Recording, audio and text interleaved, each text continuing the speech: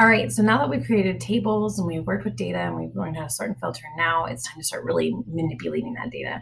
So some things that are important about data in a table is that they're actually named. So when we format this as a table, Excel then recognizes this first row, it recognizes that header row, and it ends up naming all the data in that column with that header row.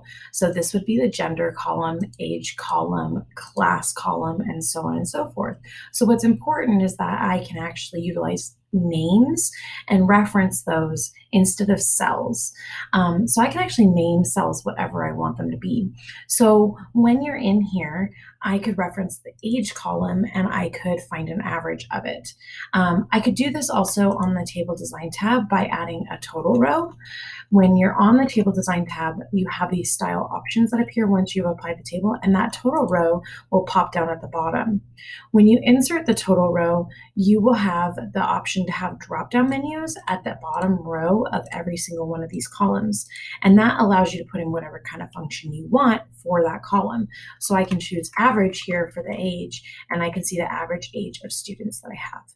But what I think is important in this is not only the fact that I found the average, but that it's used a subtotal function and it's referenced age. Notice the blue cells are age. They're not, B2 through B757, how we normally would have it. It's referencing this age by giving it a name. And that's because we've made it a table. If I go into the function dialog box for this, you'll see that it's using the function subtotal, and you can see that it's using the function number of 101. 101 specifies that it's going to use the average function, which is a subtotal option, and then it's going to reference age. So it's a little bit different than what we would normally have with just doing an average function. But let's try it with just an average function once we recognize. So I'm going to hold Control, and I'm going to press the up arrow, which will take me to the top of my spreadsheet, and I'm going to hold Control and press the right arrow, which will take me all the way over to the edge of my table. And over here in column L, I'm going to zoom out just a smidge. And over here in column L, I'm going to go ahead and type average age. And I'm just going to make a calculation here in column M for average age, just like we normally would. So I'm going to go ahead and hit the drop-down menu, and I'm going to choose average in my cell for the calculation option. But this time what I'm going to do is I'm just going to start typing the word age. And when you see that it has its options, they're not popping up for you to be able to utilize. However, if you remember from the subtotal function, it allowed us to have, it had brackets around the word age. So let's try it this time.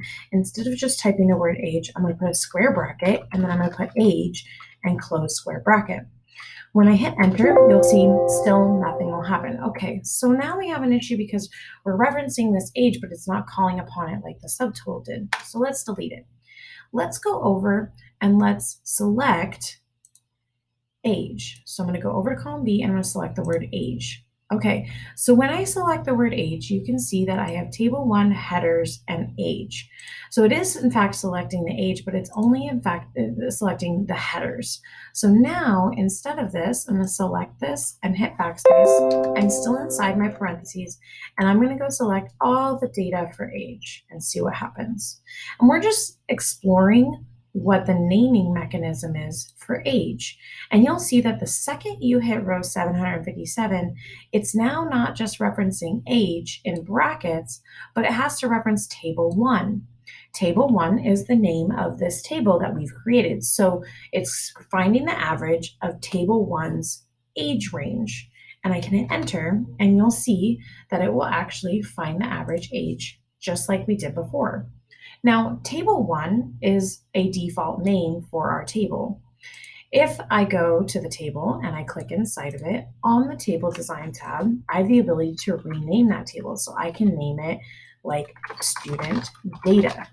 So right here in the table design tab, when you're clicked inside the table, you get that table design tab, you can rename it student data.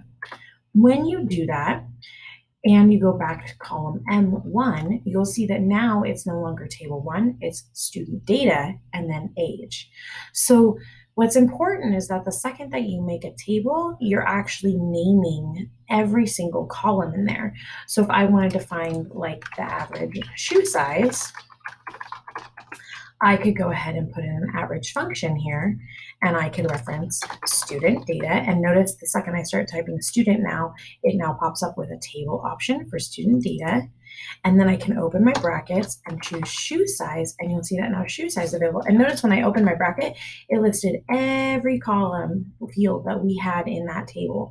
So I could select shoe size and double click it, close the bracket, and now it will find the average of the student data table for shoe size. Hit enter, and there's my average.